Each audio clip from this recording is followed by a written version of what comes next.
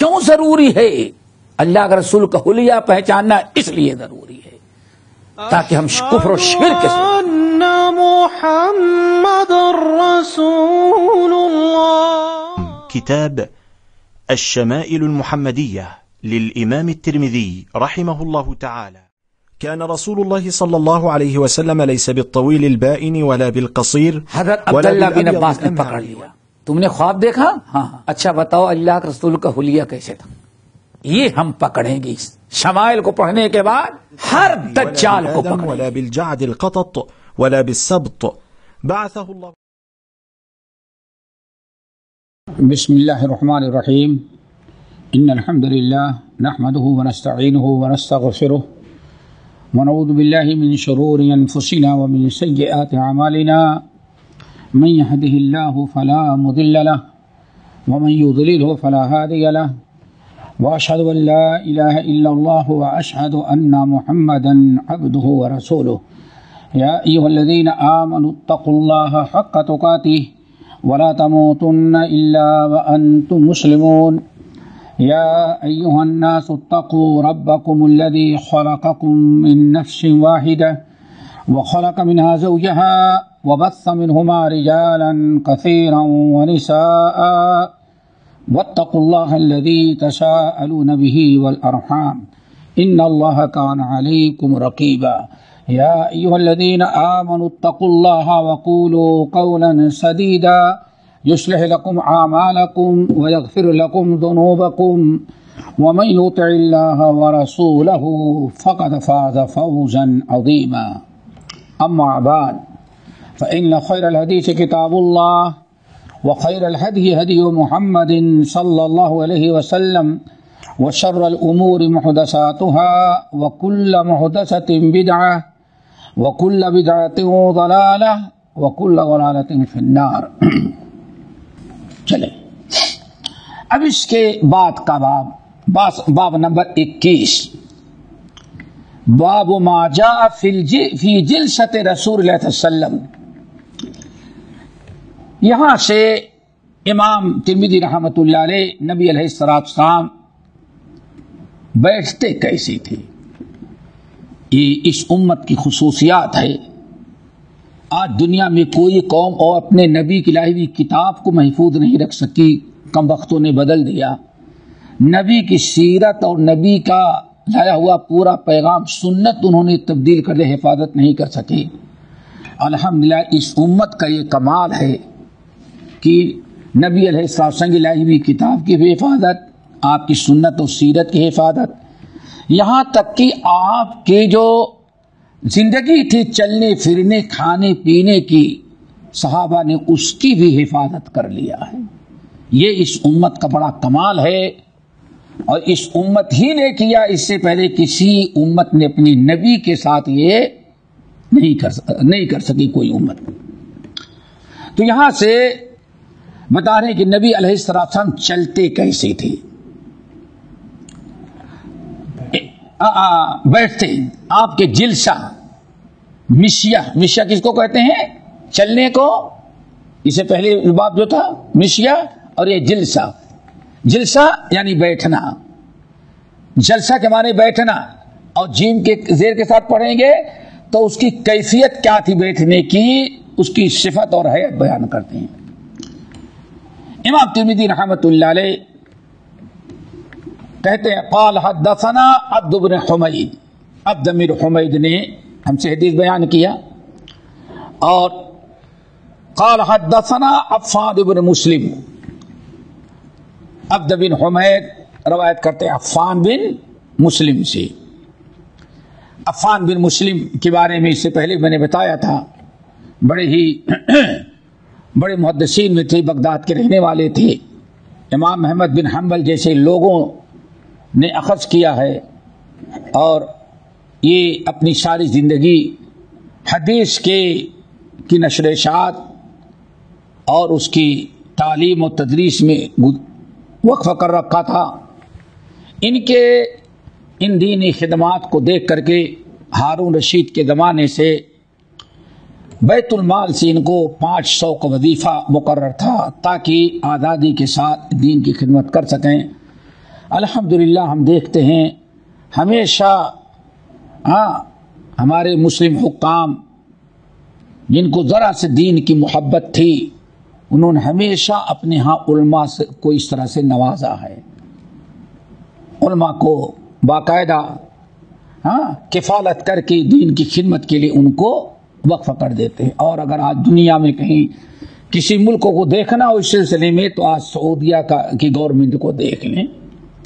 الحمدللہ ملک عبدالعزیز نے جب سے حکومت قائم کی اس وقت سے لے کر کے آج تک دین کے کام کے لیے علماء کی جتنی کفالت بیک وقت حکومت سعودیہ لیتی ہے کسی نے کوئی حکومت آج تک نہیں لی ہے. جتنا علماء کی کفالت. پھر اس کے بعد الحمدللہ خلیجی ممالک میں اور ہیں. کویت نے بہت بڑھ چڑھ کر کے حصہ لیا. الحمدللہ امارات نے بھی کافی اس سلسلے میں حصہ بتایا. دعا کرو کہ دوسری مسلم حکومتوں کو بھی اللہ تعالیٰ ان خلیجی ممالک سے عبرت و نصیحت حاصل کرنے کی توفیق نصیب فرمائے. لیکن آج دنیا صرف ان کے نقائص پر اور کیڑے نکالنے پر بھیڑی ہوئی ہے. ان کے ان خوبیوں کا کوئی تذکرہ نہیں کرتے. واللہ دنیا کی کسی بھی گوشے میں جائیں تو وہاں آج خلیجی حکام خصوصاً سعودیہ کویت اپنا امارات دنیا میں کون سی ایسی جگہ ہے جہاں مسلمانوں کے لیے انہوں نے اس قسم کی قربانیاں نہ دی ہوں. آپ یو کے سے چلے جائیں تو دیکھیں کہ آخر وہاں مسلمان آباد ہوئے نہ لگے جب ترکیہ کے لوگ بھاگ کے گئے, سیریا کے لوگ بھاگ کر کے گئے, پتہ نہیں کہاں کہاں سے لوگ بھاگ کے گئے. تو ان کے لیے نہ مسجد کا انتظام تھا نہ امام کا انتظام تھا. واللہ ان لوگوں نے زمینیں خریدی, مسجدیں بنوائی, علماء رکھے, مدرسے قائم کیے تاکہ جو مسلم ملک سے بھاگ بھاگ کر کے کسی وجہ ہجرت کر کے گئے ہیں ان کا وہاں بھی ان کے دین کی حفاظت کرنے کا انتظام موجود رہے. سمجھ گئے نا, یہ بہت بڑا کام ہے. نبی علیہ الصلوۃ عفان بن مسلم کے بارے میں بتا رہا تھا کہ ان کو 500 کا وظیفہ ملتا تھا, برابر کام کرتے تھے. لیکن مامون کے دور میں جب معتزلہ کا عروج ہوا اور انہوں نے خلق قرآن کا مسئلہ اٹھایا, کفریہ شرکیہ عقیدہ قائم کیا اور سرکاری مذہب بنا دیا اس کو, مامون نے قبول کیا. مامون نے اعلان کر دیا یہی اسلام ہے, یہی دین ہے کہ قرآن اللہ کی مخلوق ہے. جیسے اللہ نے ہر مخلوق کو پیدا کیا قرآن کو اللہ نے پیدا کیا. اس شرکی عقیدہ تھا قرآن اللہ کا کلام ہے, اللہ تعالیٰ کی مخلوق نہیں ہے. تو علماء اسلام محدثین علماء حق اس وقت کھڑے ہوئے. احمد بن حنبل کے بارے میں سنا ہوگا کیا کیا قربانیاں دی, کتنے علماء نے جانیں دے دی. لیکن سولی کے تختے پر لٹکنے کے وقت بھی انہوں نے کہا, اعلان کرتے القرآن و کلام اللہ غیر مخلوق, اعلان کرتے تھے. جو لوگ زد میں آئے تھے انہیں میں عفان بن مسلم تھے. پورے معاش کا گزارے کا کوئی ٹینشن نہیں تھا کہ حکومت ایک عرصے سے برابر وظیفہ مقرر تھا. 500 بہت کچھ ہے اس زمانے میں. لیکن خلق قرآن کا مسئلہ آیا, تینوں نے بھی انکار کیا, کہا نہیں قرآن اللہ کا کلام ہے, مخلوق نہیں ہے. نماز مغرب پڑھ کر کے ایسے کہیں اپنا درس وغیرہ دیے, جا کے کسی دکان میں بیٹھے ہوئے تھے. مامور رشید کی طرف سے ظالم پولیس آئی اور کہا انت عفان بن مسلم, کہا کہ ہاں. کہا کہ ٹھیک ہے, آپ قرآن کو کیا کہتے ہیں, کیا عقیدہ ہے آپ کا قرآن کا؟ قرآن اللہ کی کلام ہے, اللہ کا کلام ہے یا مخلوق ہے؟ انہوں نے برجستہ کوئی پرواہ نہیں کی, کہا دیکھو القرآن کلام اللہ غیر مخلوق, قرآن اللہ کا کلام ہے, مخلوق نہیں ہے. کہا آپ یہ عقیدہ رکھتے ہیں؟ کہا یہی عقیدہ اللہ کے رسول نے امت کو سکھلایا, صحابہ نے رکھا, تابعین نے رکھا, ہمارے اسلاف نے رکھا, ہم بھی رکھتے ہیں اور اس پر مر مٹنے جان دینے کے لیے بھی تیار ہو جائیں گے. لیکن ہم دین کا سودا نہیں کریں گے. اعلان کر دیتے القرآن کلام اللہ غیر مخلوق. جیسے انہوں نے اعلان کیا اس آدمی نے پولیس سمجھے یا CID یا اور کوئی پولیس کہیں جیب سے ایک لیٹر نکالا اور کہا کہ لیجیے اس کو آپ پڑھ لیں, یہ آپ کا انجام ہے. کھول کر کے پڑھا تو اس میں لکھا ہوا تھا کہ چونکہ آپ قرآن کو اللہ کی مخلوق نہیں سمجھتے اور حکومت نے جو قانون پاس کیا ہے قرآن اللہ کا کلام مخلوق نہیں, آپ حکومت کے فیصلے کو ٹھکراتے ہیں, تو ابھی فی الفور آپ کو موت تو نہیں دی, سزا نہیں دی جائے گی, گردن نہیں ماری ہے, لیکن آپ کو کا وظیفہ جو آ رہا ہے آج ہی سے منقطع ہو گیا, اب آئندہ سے کوئی امید نہیں. آپ جس حکومت کے کھاتے ہیں اس کے ساتھ نمک حرامی کرتے ہیں. انہوں نے کہا کوئی بات نہیں, لیا اور اٹھے پیپر لے کر کے گھر چلے گئے. 40 آدمی کا گھر میں تھے, سب کا خرچہ اسی 500 درہم پہ ہوتا تھا جو وظیفہ ان کو ایک زمانے سے ملتا تھا. گھر میں گئے, آج داخل ہوئے تو چہرہ بالکل اترا ہوا. روزانہ جاتے تھے بڑے حساس بشاس, بچوں سے ہنستے بولتے, لیکن آج اسی انداز سے آئے کہ بیوی نے دیکھا کہ کچھ بڑا حادثہ ہوا ہے, چہرہ اترا ہوا. خادم نے دیکھا کہ آج کچھ بڑی مصیبت زدہ لگ رہے ہیں.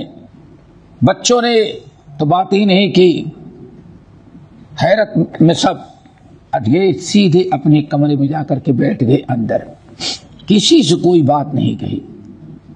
اب پریشان ہیں کہ اب اس عمر میں یہ اتنے بڑے گھر کا خرچہ کہاں سے چلائیں گے, درس حدیث روک دیں, حق بات دعوت دینا بند کر دیں تو یہ کام رک جاتا ہے, ادھر روزی روٹی بہت کشمکش میں تھے.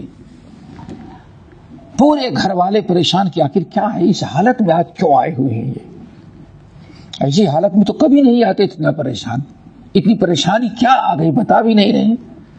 تھوڑی دیر میں باہر کا دروازہ کسی نے پیٹا. ان کے دل و دماغ میں ہے شاید کی گرفتاری کا وارنٹ لے کر کے پولیس آ گئی ہے, اب شاید کی ہمیں جیل میں ڈالا جائے, اس کے بعد سزائیں دے کر کے گردن ماری جائے گی. یہ سوچ رہے ہیں, خود تو نہیں گئے لیکن ان کا غلام دوڑا ہوا گیا, دروازہ کھولا کہ کون ہے, تو دیکھا کہ واقعی ایک ایسا انسان جس کے کپڑوں میں تیل لگا ہوا ہے. ہاں, اس نے کہا کہ یہ عفان بن مسلم کہا کہ اندر بیٹھے ہوئے ہیں, گھر میں ہیں. کہا انہیں گھر ہے, کہا کہ ہاں تم کون, میں غلام ہوں. اپنی جیب سے پاکٹ تھیلی نکالی اور نکال کر کے دیا, کہا اس کو لے جا کر کے اسی وقت پہنچا دو. عفان بن مسلم رحمۃ اللہ علیہ نے کھولا, پہلے تو ڈر گئے کہ وارنٹ آیا ہوگا گرفتاری کا اور سزا کا. اس کو کھولا تو اس کے اندر لیٹر میں لکھا ہوا تھا, دیکھیں تھیلی میں 1000 درہم رکھے ہوئے ہیں اور اس میں لکھا ہوا ہے اس لیٹر کے اندر کہ ہم نے ابھی تھوڑی دیر پہلے سنا ہے کہ آپ حدیث کی خدمت جب سے کر رہے تھے تب سے حکومت کی طرف سے آپ کو 500 وظیفہ ملتا تھا. آپ نے ساری زندگی خدمت حدیث میں گزار دی, اسی وظیفے ہی پر آپ نے گزارا کیا ہے, لیکن ابھی پتا چلا کہ وظیفہ آپ کا منقطع کر دیا, روک دیا گیا ہے, صرف اس بنا پر چونکہ آپ القرآن و کلام اللہ کہتے ہیں اور حکومت کے کفریہ شرکیہ عقیدے کو قبول کرنے کے لیے تیار نہیں. تو ابھی میں نے سنا, آپ بے فکر رہیں, اپنے عقیدے پر قائم رہیں اور حدیث کا درس دیتے رہیں.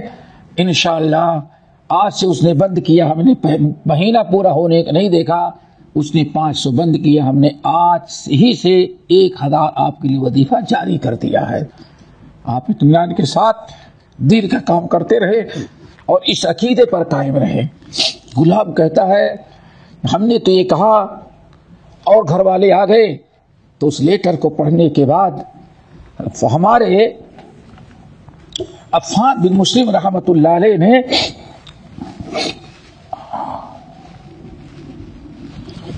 عفان بن مسلم رحمۃ اللہ علیہ نے کسی انسان سے کچھ کہنے کے بجائے آسمان کی طرف نگاہ اٹھائی اور قرآن پاک سورہ ذاریات کی آیت تلاوت کی کہ وَفِي السَّمَاءِ رِزْقُكُمْ وَمَا تُوعَدُونَ، میرے بندو تمہاری رزق کا انتظام آسمان پر ہوتا ہے، بغداد کے خلیفہ اور اس کے شاہی محل میں اس کے دربار میں نہیں ہوتا، رزاق اوپر ہے۔ دیکھو اس نے ابھی بند کیا، اللہ تعالیٰ نے رزق کا دروازہ اس کا ڈبل کہیں اور سے ہمارے لیے کھول دیا۔ وہ بھی سب کے لیے بڑی عبرت و نصیحت کا واقعہ ہے۔ ہمارے اسلاف نے کیا کیا کیا؟ وَفِي السَّمَاءِ رِزْقُكُمْ وَمَا تُوعَدُونَ، یہ عفان بن مسلم رحمۃ اللہ علیہ ہیں۔ یہ عفان بن مسلم روایت کرتے ہیں عبداللہ بن حسان، عبداللہ بن حسان سے۔ عبداللہ بن حسان ان جدتہ، اپنی دو دادیوں سے روایت کرتے ہیں، یعنی نانی اور دادی، دونوں جدہ دونوں کہا جاتا ہے نا، تسنیہ جدتہ دونوں کو۔ ان قیلہ بنت مخرمہ، قیلہ بنت مخرمہ رضی اللہ تعالی عنہ، حدیث کی راویہ کون ہے؟ قیلہ بنت مخرمہ۔ قیلہ رضی اللہ تعالی عنہ یہ مشہور صحابیہ ہیں، بڑی داستان ہے، کسی اور موقع پہ ہم بیان کریں گے، بڑی ان کی عجیب ایمان لانے کی داستان ہے۔ یہ شادی شدہ تھی، اللہ صرف بیٹیاں دیا تھا ان کا، ساری لڑکیاں ہی تھیں ایک طرف سے، ایک ہوئی، دو ہوئی، تین ہوئی، چار ہوئی، پانچ ہوئی بیٹیاں۔ ظالم شوہر اور ان لوگوں نے طلاق دے دیا، ختم کر دیا، بے سہارا ہو گئی۔ پھر چاچا نے ساری بچیاں چھین لی، جہاں جانا ہے تم اکیلی جاؤ۔ ایک بیٹی اتنی رونے لگی کہ وہ بغیر ماں کے نہیں رہتی تھی، اس لیے چاچا مجبور ہو گیا، ایک بیٹی ان کو پکڑا دیا، چھوٹی جو سب سے، وہ نہیں برداشت کر پا رہے تھے ماں کی جدائی۔ ڈھونڈتی تھی کہ اللہ کچھ لوگ مل جاتے، کوئی قافلہ، تو میں مدینہ چلی جاتی محمد صلی اللہ علیہ وسلم کے پاس، سنا کہ اسلام آیا ہے، ایسے اخلاق ہے اور اس طرح سے وہ رحم دل ہے۔ بہرحال کوئی وفد آ رہا تھا، کوئی قبیلے کا وفد آ رہا تھا، تو قبیلے کا جو سردار تھا، وفد کا امیر، انہوں نے اپنی داستان بیان کی، کہا کیا آپ مجھ کو اپنے ساتھ چلنے دیں گے؟ قافلے کا جو سردار تھا، جو ایمان لانے کے لیے سب کو لے کے آ رہا تھا اپنے قبیلے کو، اس کے دل میں رحم آیا اور لوگوں نے کہا کہ نہیں، لے لو اس کو، اپنے ساتھ چلنے دو۔ قیلہ رضی اللہ تعالی عنہا کہتی ہیں جب مدینہ طیبہ آئی تو واقعہ بہت لمبا ہے، یہ ایک چیز انہوں نے دیکھا، نبی علیہ السلام صاحب اللہ کے رسول کے دیدار کے لیے بے قرار تھی، اور پہنچ گئی، کہتی مسجد نبی پہنچی، کہتی ہیں تو میں نے نبی علیہ السلام کو مسجد میں بیٹھے ہوئے پایا، مسجد میں ہم نے نبی علیہ السلام کو بیٹھے ہوئے پایا، لیکن بیٹھے کیسے تھے؟ وَهُوَ قَاعِدُ قرفصا بیٹھے ہوئے تھے۔ قرفصا کس کو کہتے ہیں؟ ادھر سمجھنے کی ضرورت ہے۔ قرفصا کی جو بیٹھک ہے، اللہ رسول جو بیٹھے تھے، اس کا دو معنی بیان کیا گیا ہے۔ ایک معنی تو یہ بیان کیا جاتا ہے کہ انسان اپنے دونوں ٹانگوں کو کھڑا کر لے، جیسے ہم لوگ کر لیتے ہیں، اور یہ کیا کہتے ہیں اس کو، دونوں ٹانگیں کھڑی کر لیں گے اور ہاتھ سے باندھ لیں گے، کیا کہتے ہیں اس کو، گوٹا، ٹخنا باندھ گے، اردو میں گوٹ مار کرتے ہیں، یعنی بہت لوگوں کو دیکھا ہوگا کہ وہ، اور یہاں عربوں میں بڑا دستور تھا گوٹ مارنا. گوٹ یعنی انسان زمین پر بیٹھ جائے اور اپنی دونوں ٹانگوں کو اس طرح سے کھڑی کر لے. گھٹنے جب کھڑے ہو جائیں گے اپنے ہاتھ سے گھٹنوں کو اس طرح سے باندھ لے گا. سمجھے نا؟ اس طرح سے بیٹھنے میں بڑا آرام ملتا ہے. تو یہ آج پوری دنیا میں رائج ہے. عربوں میں بہت یعنی محبوب چیز سمجھی جاتی تھی. یہ عام رواج تھا. اسی لیے دیکھیں گے شاید کہ صرف عرب ہی ایک ایسا ملک ہے خلیجی، یمن وغیرہ، کہ جہاں باقاعدہ اس کے لیے اسپیشل طور پر بیلٹ بھی منایا جاتا ہے کہ آدمی اس کو لپیٹ کر. لوگ مسجدوں میں آتے ہیں، کہیں حج وغیرہ میں، یہاں بھی آتے ہیں تو لے کر کے باندھ لیتے ہیں، بس فری ہو گئے ہیں. اب ان کو ہاتھ بھی آزاد ہے. تو اس کو گوٹ مارنا. تو اللہ کے رسول ایسے بیٹھے ہوئے تھے. پتہ ہے چل گیا اس طرح سے بیٹھنے میں کوئی متعلقہ کوئی حرج نہیں ہے. ایک شرط کے ساتھ، ایک شرط کے ساتھ. بعض روایتوں میں جو ممانعت آئی ہے تو ایک شرط کے ساتھ بیٹھنا ہے. کیا کہ کہیں ایسا نہ ہو آپ گھٹنے کو کھڑا کریں اور گوٹ مار لیں اور سامنے سے بے پردگی ہو جائے، سطر کھل جائے. ایک انسان صرف کندورا پہنے ہوئے ہے، ایک انسان صرف لنگی پہنے ہوئے ہے. تو ایسے بہت سارے حالات ہو سکتے ہیں کہ انسان کیا ہوگا، وہ مشکل میں آ جاتا ہے. سمجھئے نا؟ اگر یہ پردے میں پر کوئی فرق نہیں پڑتا تو ایسے بیٹھنے میں کوئی حرج نہیں ہے. گوٹ مارنا پتہ چل گیا. یہ اس لیے امام ترمذی نقل کرے کہ گوٹ مارنا مار کر کے بیٹھنا کوئی متعلقہ کوئی حرج نہیں ہے. یہ تو دیکھا. لیکن اب اپنا قصہ کیا بیان کرتی ہیں؟ قالت، کہتی جب میں نے رسول صلی اللہ علیہ وسلم کو دیکھا متخشع فی الجلسۃ قرعت من الفرق. اللہ اکبر. کہتی میں تو اور کوئی تصور سوچ کر کے آئی تھی کہ نبی ہوں گے دنیا کی اتنے بڑے انسان، اور پوری دنیا پورے عرب میں جہاں جہاں اسلام ہے سب کے وہی ہیں، ایک طرح یعنی سب کچھ وہی ہیں. کسی وزیر بادشاہ کیا اتنی عزت. سوچ رہی تو میں جاؤں گی تو شاید ملنا بہت مشکل ہو جائے گا، اور کوئی شاہی محل ہوگا اور عالی شان بیٹھے ہوں گے، بڑے باڈی گارڈ ہوں گے، فوج لگی ہوگی، ہم مسکین کہاں تک پہنچ سکیں گے. اللہ اکبر. کہتی جب گئی اور ایسے بیٹھے دیکھا تو میں نہیں سمجھتی یہی رسول اللہ صلی اللہ علیہ وسلم ہے. دیکھ تو لیا ایک آدمی گوٹ مار کر کے بیٹھا ہوا ہے، لیکن جب بیٹھ گئی میں نے دیکھ لیا. میں سوچتی ہوں آخر اللہ کی ملاقات کیسے ہوگی؟ تو لوگوں نے کیے بیٹھے ہوا. کہتی اتنا سنتے ہی ہمارے بدن کے روکتے کھڑے ہو گئے، مارے خوف کے. میرے روکتے کھڑے ہو گئے، بدن کانپنے لگا ہیبت سے. ارے اتنا بڑا آدمی اس طرح سے بیٹھا ہوا. یہ جو تصور تھا اس کے بالکل برخلاف. اور پھر ایسے بغیر اجازت کے اس کی ہمیں آ گئی، پتہ نہیں اب کیا بہت وقت سے آئے.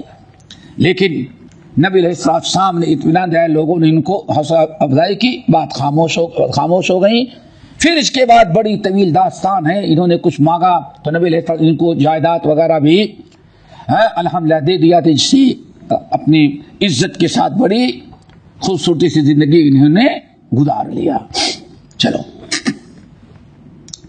تو اس حدیث کو یہاں نقل کر کے امام ترمذی کیا بتلانا چاہتے ہیں کہ گوٹ مار کے بیٹھنا جائز. ایک شکل تو یہ ہے. دوسری شکل کیا ہے؟ دوسری شکل اس کا تذکرہ حدیث میں آ رہا ہے. حدیث میں اگلی حدیث میں آ رہا ہے.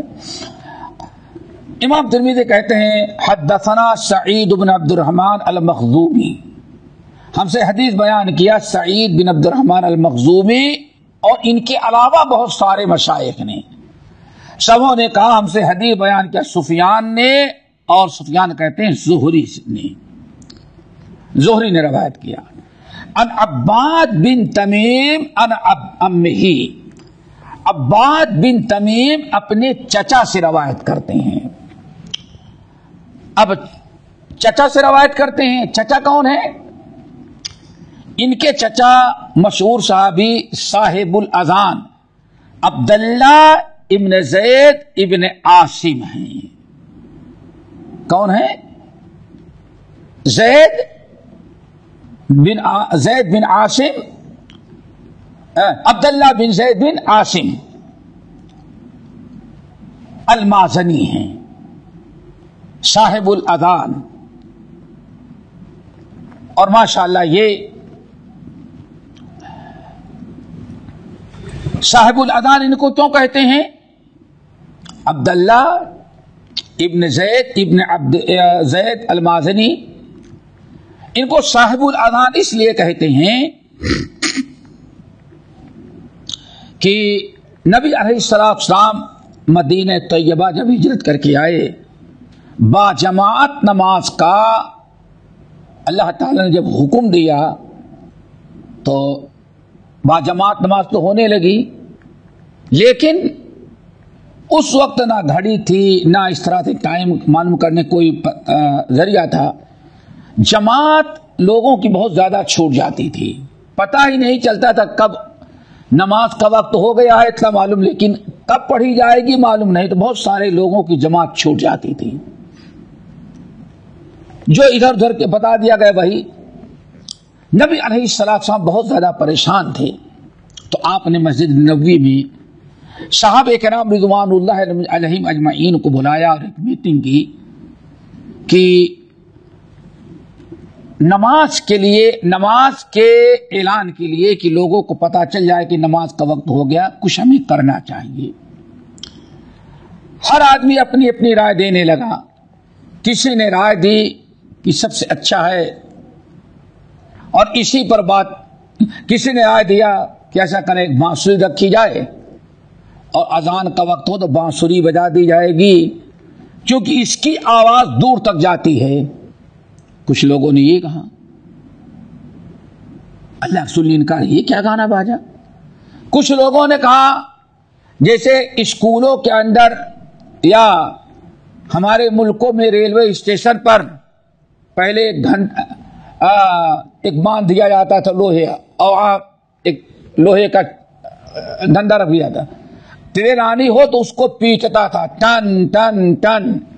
اور وہی چیز ترقی کرتے کرتے آج گھڑیاں آ گئیں، تو آج جتنا بجتا ہے ان گھڑیوں میں 7 بجا تو 7 ہوتا گھنٹی، 9 بجا تو 9، 12 بجے تو گھنٹیاں ہوتی ہیں.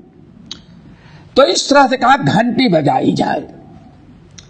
تو اللہ کے رسول نے اس کو کہا کیوں؟ یہ غیر مسلموں کا طریقہ تھا.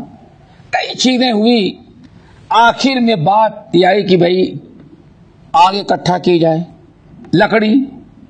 لکڑی اکٹھا کرے اور اس میں آگ جلا دیں گے. آگ جلانے سے فائدہ کیا ہوگا؟ جہاں تک روشنی جائے گی لوگوں کو پتہ چل جائے گا کہ نماز کا وقت ہو گیا ہے. اور اگر بہت زیادہ دور ہیں، روشنی نہیں جائے تو دھواں نکلے گا، دھواں دیکھ کے پتہ چل جائے کہ نماز کا وقت ہو گیا ہے. آخر میں بات اسی پر آ کے رکی، لیکن پھر بھی وہی، یہ تو عبادت کے وقت آگ جلانا مجوسیوں کا ہے، مجبوریاں تھی. مجلس برخاست ہو گئی، سب لوگ جا کر کے سو گئے اپنی اپنی جگہ پر.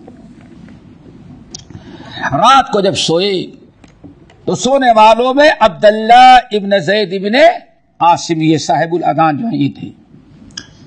انہوں نے خواب میں دیکھا کہ کوئی ایک شخص بانسری لیے ہوئے بغل میں دبائے ہمارے سامنے کھڑا ہے. تو میں نے کہا بھائی جان اس کو ہم کو دے دیں گے آپ؟ کہا کیا کرو گے؟ کہا کہ اس کو ہم اذان نماز کا وقت ہو جائے اس کو بجائیں گے تاکہ لوگوں کو پتہ چل جائے کہ نماز کا وقت ہو گیا، آ جائے، جماعت نہیں چھوٹے گی، یعنی بطور اعلان کے. اس نے کہا ارے کیا کرو گی، اس سے اچھی چیزوں کو نہ سکھلا دوں میں؟ کہا بتاؤ. تو اس نے کہا دیکھو اذان کا وقت ہے تو 4 مرتبہ کہو اللہ اکبر اللہ اکبر اللہ اکبر اللہ اکبر، پھر اشہدو ان لا الہ الا اللہ 2 مرتبہ اشہدو ان، پوری اذان اس نے سنا دی سوائے الصلاۃ خیر من النوم کے، یہ بعد میں اللہ کے رسول کو پھر بتایا گیا عبادت. تو اس طرح سے اذان کی کلمات سکھلا دیے. یہ تو سوئے رہے، لیکن صبح اٹھے تو بڑی تیزی کے ساتھ نبی علیہ السلام کے پاس آ کر کے بتایا کہ اللہ رسول ایسا میں نے خواب میں دیکھا ہے. یہ بتائے. دو ایک آدمی اور آ گئے، اللہ رسول میں نے بھی خواب دیکھا. اچھا تم نے بھی کہا. ظہر کا وقت ہوا، اللہ رسول فرمائے عبداللہ کیا تم نے سنا تھا؟ کہو. تو دو سے کہنے لگتے، آپ نے فرمایا نہیں، بلال کو بلاؤ. تم نے کیا کلمات دیکھے تھے؟ آہستہ آہستہ کہتے جاؤ. بلال بلند آواز سے اس کو کہیں گے. سکھاؤ ان کو. اللہ رسول میں نے خواب دیکھا، میں کہوں گا. نہیں فإنہ اندھا صوتن. تم کیا سمجھتے بلال کی آواز بہت بلند ہے اور یہاں دور تک آواز اتنی ضرورت ہے، تمہاری آواز وہاں تک نہیں جا سکے گی. انہوں نے سکھایا. پھر حضرت بلال نے اذان دیا، مدینے کی آبادی گونج اٹھی. اب بہت سارے لوگوں نے خواب میں دیکھا تو ٹوٹ پڑے، ارے ہم نے تو خواب میں دیکھا. اور اس میں عمر فاروق رضی اللہ تعالیٰ عنہ ہوئے تھے. رسول یہ کیا ہو گیا؟ ہم نے خواب دیکھا. اللہ فرمایا جاؤ، فرشتے نے سکھلایا قد تواترت رؤیاکم. اللہ تعالیٰ نے کئی لوگوں کو تمہیں خواب دکھلایا اور فرشتہ تھا جو آ کر کے ان کو سکھلایا. یہی اذان ہوگی. تو قیامت تک کے لیے ہماری اذان. تو سب سے پہلے خواب آ کر کے انہوں نے بتایا عبداللہ ابن زید ابن عاصم المازنی. اسی لیے ان کو کہا گیا صاحب الاذان. اور ایک دوسرے صحابی ایسے عبداللہ ابن زید بن عبد ربی، ان کا بھی یہی نام ہے، لیکن ان کو کہا صاحب الطہارہ. ایک صاحب الاذان اور دوسرا صاحب الطہارہ. وہ وضو کی روایتیں نقل کرتے ہیں. چلو، تو عباد بن تمیم رضی اللہ تعالیٰ عنہ جو ہیں، عباد بن تمیم انہی کے بھتیجے کن کے؟ عبداللہ ابن زید ابن عاصم المازنی، مشہور صحابی جو صاحب الاذان ہیں اور لیلۃ العقبہ میں شامل رہے، جنگ بدر اور اللہ رسول نے جتنی جنگیں لڑی سب میں عبداللہ بن زید بن عاصم ساتھ رہتے رہے. کہتے ہیں کہ انہ رأى النبی صلی اللہ علیہ وسلم، کہ انہوں نے نبی، کون؟ عبداللہ ابن زید بن عاصم، انہوں نے دیکھا نبی علیہ الصلوۃ والسلام کو مسجد میں آپ لیٹے ہوئے تھے بالکل لمبا ایسے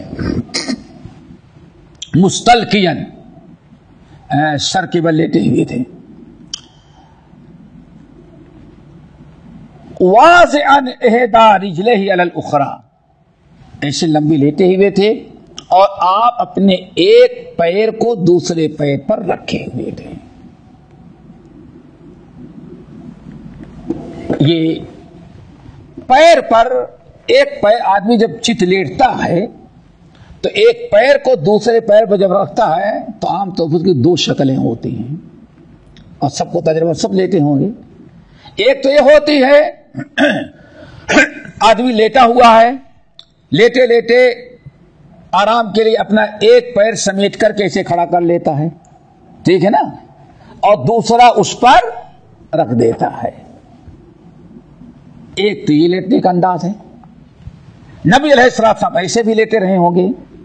یہ حدیث کا ایک مطلب یہ بھی ہے کہ آپ لیٹے تھے چت، میں نے دیکھا ایک پیر کو آپ ایسے کھڑا کیے ہیں اور دوسرے پیر کو اس پر رکھ کر کے آپ آرام کر رہے ہیں. ایک تو یہ ہے. اور کبھی ایسا بھی ہوتا ہے کہ آدمی چت لیٹتا ہے، پیر لمبے ہی رہتے لیکن اس کے باوجود ایک پیر کو اسے کراس رکھ لیتا ہے. یہ مختلف انداز سے بدن کو اللہ نے اسے بنایا ہے کہ ٹیڑھا میں کبھی سیدھا رکھنے سے بھی تکلیف ہوتی ہے، اس لیے کبھی قرر بدلتا ہے، کبھی ٹیڑھا کرتا ہے، کبھی سمیٹتا ہے، کبھی پھیلاتا ہے. یہ سب اللہ تعالیٰ نے ایک نظام رکھا ہے. تو دونوں طریقے ہو سکتے ہیں کہ نبی علیہ السلام ایسے لیتے تھے، لیکن چت لیٹ کر کے پہلی شکل جو ہے ایک گھٹنے کو کھڑا کرنا، دوسرا اس پر رکھنا، بعض روایتیں میں اس کی ممانعت آئی اور آپ لیٹے تھے، تو اس کی تطبیق کی شکل بیان کی جاتی ہے کہ وہی معاملہ ہے بے پردگی کا۔ ایک انسان اگر ایسے کپڑا پہنے ہوئے ہے کہ ٹانگ ایک قدم پیر کو اٹھا گھٹنا اوپر کر کے دوسرا پیر اس پر رکھے تو بے پردگی ہو جائے، سطر کھل جائے۔ تو ایسے لباس میں انسان ہے تو ایسے انسان کے لیے اس طرح سے لیٹنا ناجائز و حرام ہے۔ کیوں؟ سطر چھپانا اس کے لیے ضروری ہے۔ اور دوسری شکل جو ہے وہ کیا ہے؟ وہی پیر پر، اس میں الحمدللہ سطر کے کھلنے کا کوئی ڈر نہیں، لیکن یہاں بھی ایک چیز کا خیال رکھنا چاہیے، بہت سارے علاقے میں آج بھی لنگی جو پہنی جاتی کھلی لنگی، سلی ہوئی نہیں ہوتی، بالکل کھلی رہتی ہے، تو یاد رکھیے گا بہت سارے علاقے میں جو لنگی کھلی رکھی جاتی سلی نہیں جاتی، ممکن ہے کہ ایک پیر کو دوسری پیر پر رکھے جس کی وجہ سے لنگی کھل سکتی ہے۔ تو یہ ساری چیزیں احتیاط کے ساتھ کرنی پڑے گی۔ اگر بے پردگی نہیں ہوتی تو اس میں کوئی مداخلہ کوئی حرج نہیں ہے، لیکن اگر بے پردگی ہوتی ہے تو انسان کے لیے ضروری ہے کہ انسان اپنے آپ کو اس سے بچائے اور احتیاط کریں۔ بس کر دو، چلو آخری حدیث اس باب کی اور ہے، بڑی اہم، باب مکمل ہو جائے۔ حدیث کے راوی ہیں سلمہ بن شبیب رضی اللہ تعالی عنہ، کہتے ہیں حدثنا عبداللہ ابن ابراہیم المدنی، ہم سے حدیث بیان کی عبداللہ بن ابراہیم المدنی نے، اور وہ روایت کرتے ہیں اسحاق ابن محمد الانصاری سے، انہوں نے روایت کیا ربیع بن عبد الرحمن بن ابی سعید عن ابیہ عن جدہ ابی سعید الخدری رضی اللہ تعالی عنہ۔ اس حدیث میں ابو سعید خدری رضی اللہ تعالی عنہ ان ابیہ ان جدہ ہیں، یعنی تین راوی اس سند میں باپ بیٹے دادا۔ ربیع یہ ابو سعید خدری کے پوتے ہیں، اور عبد الرحمن بن ابی سعید ابو سعید خدری کے یہ بیٹے ہیں۔ بیٹے نے پوتے نے باپ بیٹے سے اور بیٹے نے اپنے باپ سے روایت کیا۔ کہتے ہیں کان رسول اللہ صلی اللہ علیہ وسلم اذا جلس فی المسجد احتبا بیدیہ، ہم نے بارہا دیکھا کہ نبی علیہ السلام جب مسجد میں بیٹھتے اور کافی دیر بیٹھتے تو اکثر بیشتر ہم نے دیکھا آپ حبوا باندھ لیتے تھے۔ حبوا کی بات ہو چکی، حبوا وہی انسان زمین پر بیٹھ جائے اور دونوں پیر کھڑے کر لے اور پھر ہاتھ اس طرح سے باندھ لے، تو نبی علیہ السلام اس طرح سے بیٹھتے تھے۔ اس حدیث میں بھی حبوا کا ثبوت ملتا ہے۔ حبوا کہ اپنا کر کے ایسے بیٹھنا شرعاً کوئی مذاکرہ کوئی حرج نہیں ہے، بس ایک چیز کو خاص خیال رکھنا چاہیے کہ بے پردگی اور سطر نہیں کھلنا چاہیے۔ اگر انسان ایسے لباس میں ہے کہ حبوا باندھ کر کے بیٹھتا ہے تو بے پردگی اور سطر نہیں کھلتا تو انشاءاللہ کوئی مذاکرہ کوئی حرج نہیں ہے، اس طرح سے انسان اپنا بیٹھ سکتا ہے، جائز ہے، لیکن شرط پردے کی ہے۔ اسی پر یہ باب ختم ہوا ہے۔ انشاءاللہ آئندہ نبی علیہ السلام کا تکیہ کیسے ٹیک لگا کے کیسے بیٹھتے تھے آپ، اس کا تذکرہ ہوگا۔ اللہ سب کو عمل کے توفیق۔ آپ کا تکیہ کیسے ہوتا تھا، گاؤں تکیہ رہتا ہے، نارمل تکیہ بڑا ہوتا تھا چھوٹا، اس کا بیان آئے گا، اللہ رسول نے کیسے کیسے استعمال کیا ہے۔ اگلے نشست میں انشاءاللہ اللہ تعالی ہم سب کو عمل کے توفیق نصیب فرمائے۔ اقول قولی ھذا واستغفر اللہ من کل ذنب واتوب الیہ. اور ہمارے چینل کو سبسکرائب کیجیے اور بیل آئیکن کو دبانا نہ بھولیے تاکہ آپ کو نئی ویڈیو برابر ملتی رہیں. لائک اور شیئر کرنا نہ بھولیے.